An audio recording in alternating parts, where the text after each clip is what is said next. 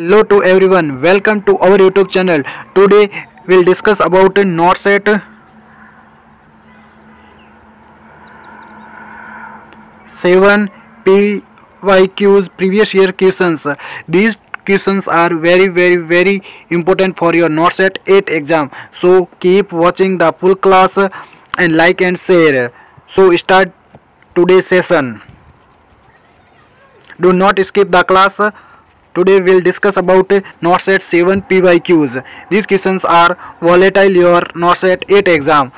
Today first question, total number of live births per 1000 women in reproductive age group. Option A total fertility rate, option B age specific fertility, general fertility, reproductive fertility.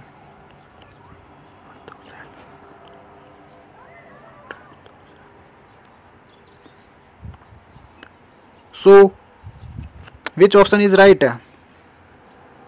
General fertility rate. देखो total number of live births upon 100 woman in reproductive age. Reproductive age 15 से 45 या 49 मान सकते हो. तो reproductive age में women's की देखो लाइव बर्ड्स है और 1000 लाइव वुमेंस पे रिप्रोडक्टिव एज में वो आपकी क्या कहलाएगी? General fertility rate. तो अपन टोटल फर्टिलिटी रेट क्या होती है, एज स्पेसिफिक फर्टिलिटी रेट क्या होती है, जनरल फर्टिलिटी रेट के बारे में भी और डिस्कस करेंगे और नेट रिप्रोडक्टिव एज क्या होती है इनके बारे में अपन थोड़ा सा डिस्कस करते हैं. एक बार कमेंट जरूर कर देना कंटेंट कैसा लग रहा है आपको. General fertility rate GFR is the total number of live birds पर 1000 वुमन ऑफ रिप्रोडक्टिव एज 15 से 49. अपन ने ये क्वेश्चन में बात कर ली है तो इसको समझाने जैसा ऐसा कुछ नहीं है. इनको ऐसा ही ऐसा आपको क्या करना पड़ेगा? रीड आउट करने पड़ेगा.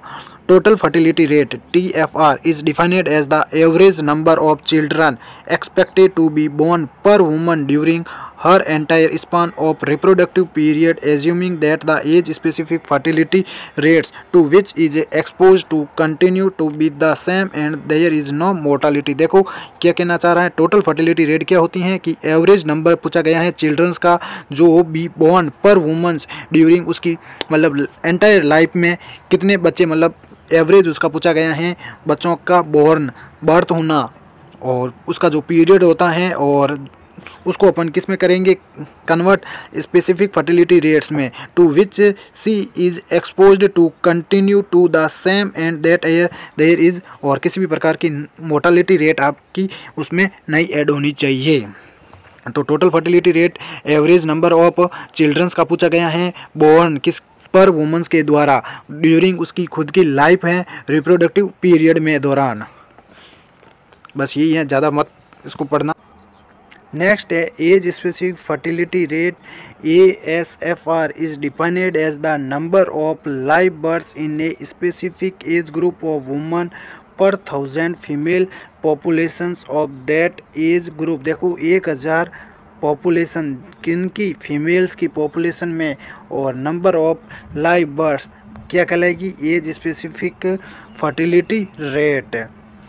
नेट रिप्रोडक्शन रेट क्या होती है? NRR is defined as the number of daughters. इसमें यहाँ पे क्या किया गया है? Number of daughters in a newborn girl will bear during her lifestyle assuming fixed age specific fertility and mortality rates. देखो नेट रिप्रोडक्शन रेट क्या होती हैं?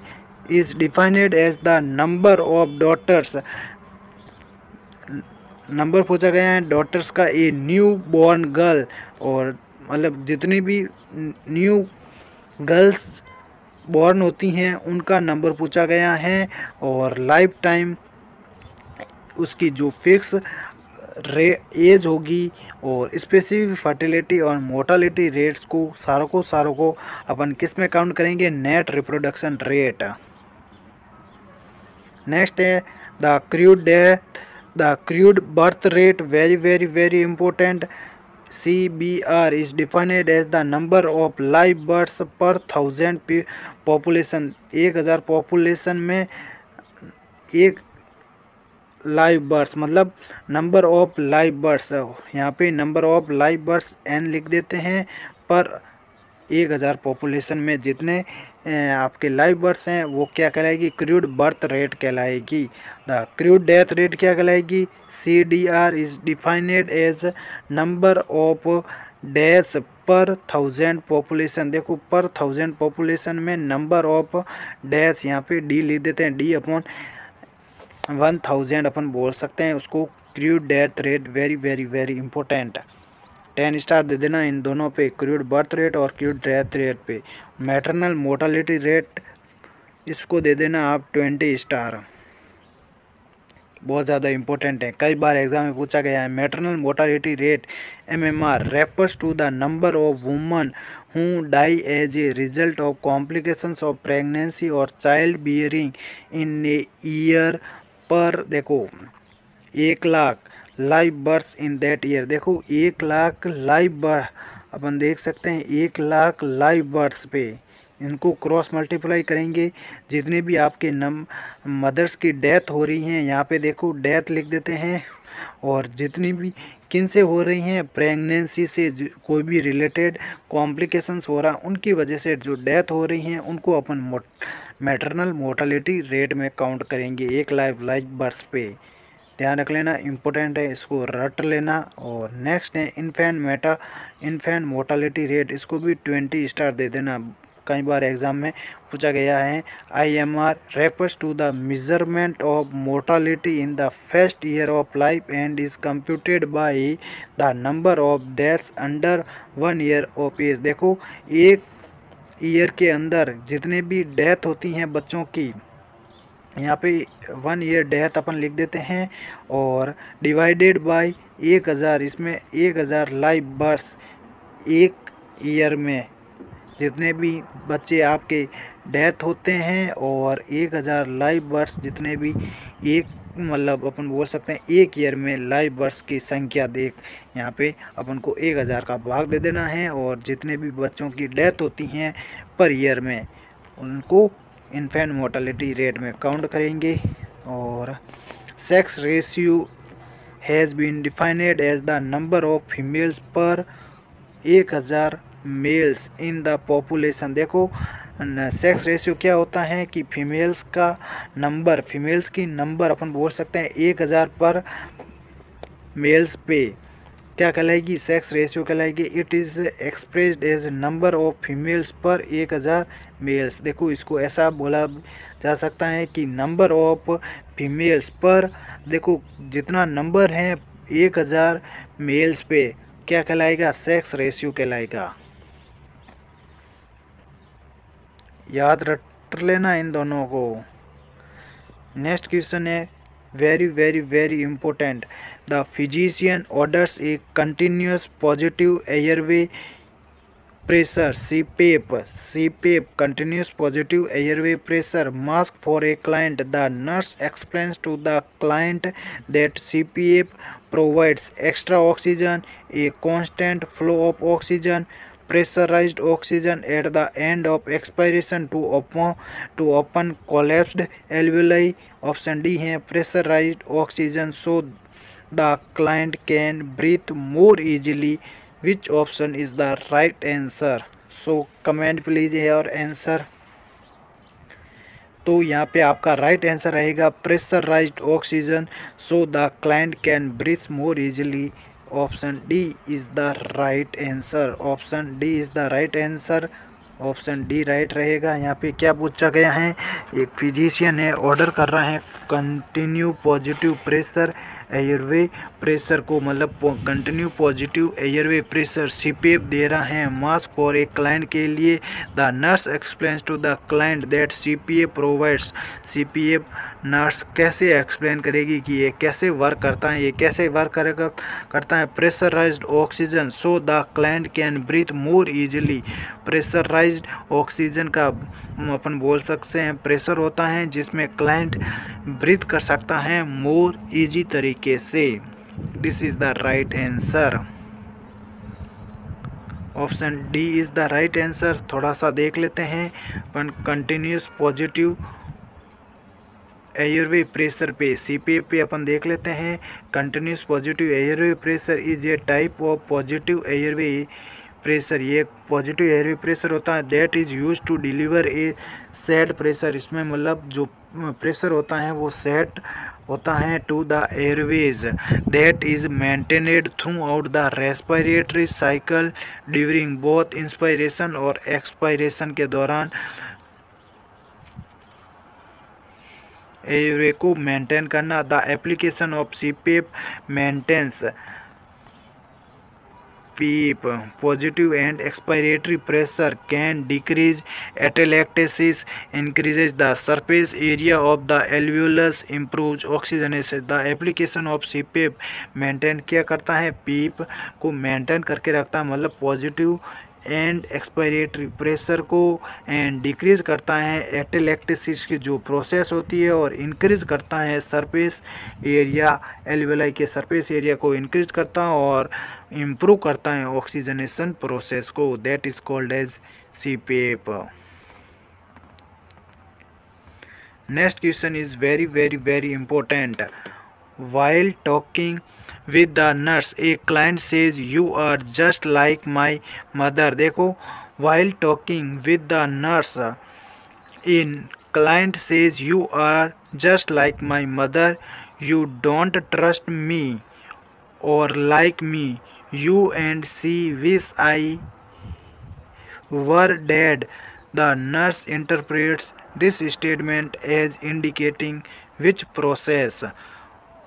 ऑप्शन ए साइकोसिस, option B counter transference, option C transference, option D है projection.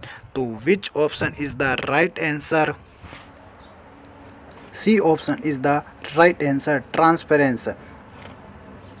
Question को समझ लेते हैं एक बार। While talking with the nurse, आप नर्स के साथ में टॉक कर रहे हो जब एक client says you are just like my mother, और वो क्लाइंट क्या बोलता है, you are just like my mother, you don't trust me और like me, you and see wish I were dead. The nurse interprets this statement as indicating which process. तो इसमें transference को count किया जा रहा है। ट्रांसफेरेंस, पेशेंट अपनी क्या कर रहा है, फीलिंग्स को शेयर कर रहा है, इमोशंस को अपने शेयर कर रहा है, that process is called as transference. Transference is the unconscious process of displaying feelings for significant people in the client's past on to the nurse in the present relationship. ये तो हो गया। साइकोसिस क्या होता है, एक स्टेट होता है इन विच ए client is unable to comprehend reality and has difficulty relating to others। मतलब कॉन्शियसनेस का और रिलेशनशिप बताना है, मतलब दूसरों के अकॉर्डिंग उसमें क्या होती हैं, डिफ़िकल्ट होना। काउंटर ट्रांसपेरेंस क्या कहलाएगा, is the nurse's emotional reaction to the client based on feelings for significant people in the nurse past. देखो, काउंटर ट्रांसपेरेंस और ट्रांसपेरेंस जस्ट सेम है, थोड़ा सा डिफरेंस है। इनमें क्या होते हैं, इमोशनल फीलिंग्स होती हैं जो किस पे बेस होती हैं, feelings for significant people in the nurses past. Projection तो होता है ब्लेम करना, ये तो बहुत अच्छी प्रोसेस होती हैं। Projection is a defence mechanism in which blame for unacceptable desires, thoughts, shortcomings and mistakes is attached to others in the environment. मतलब ब्लेम लगाना दूसरों पे, वो क्या कहलाएगा, प्रोजेक्शन प्रोसेस कहलाएगा। Very very very very very important, 10 star this question.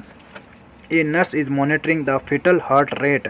A nurse is monitoring the fetal heart rate of a client who has ruptured membranes, the nurse notices severe variable deceleration on the monitor। What is the most likely cause of this finding? Which option is the correct answer? Option A है fetal head compression, option B uteroplacental insufficiency, option C है umbilical cord compression, option D है maternal hypotension। Which option is the right answer?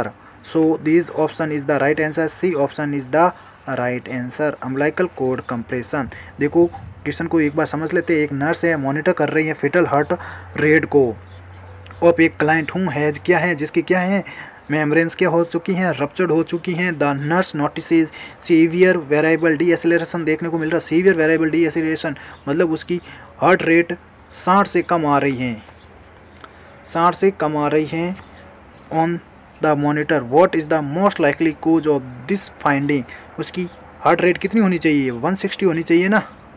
तो उसमें ये कौन सी condition किस कारण से हार्ट रेट डिक्रीज हो चुकी है, तो अम्बिलिकल कॉर्ड क्या होगी, कंप्रेस होगी। तो उस कंडीशन को अपन बोलेंगे सीवियर वेरिएबल डिसेलेरेशन। और फेटल हेड कंप्रेशन की प्रोसेस को क्या बोलेंगे, यूटेरोप्लेसेंटल की प्रोसेस को क्या बोलेंगे, फेटल हेड कंप्रेशन की प्रोसेस को अपन अर्ली डेसिलरेशन बोलते हैं, अर्ली डेसिलरेशन। और ये क्या हो गया, वेरिएबल डेसिलरेशन। पीछे कौन सी बच्चा, ये लेट यूटेरोप्लेसेंटल इनसफिशिएंसी किस में आ जाएगी, आपके लेट में। तो एक बार देख लेते हैं वापस।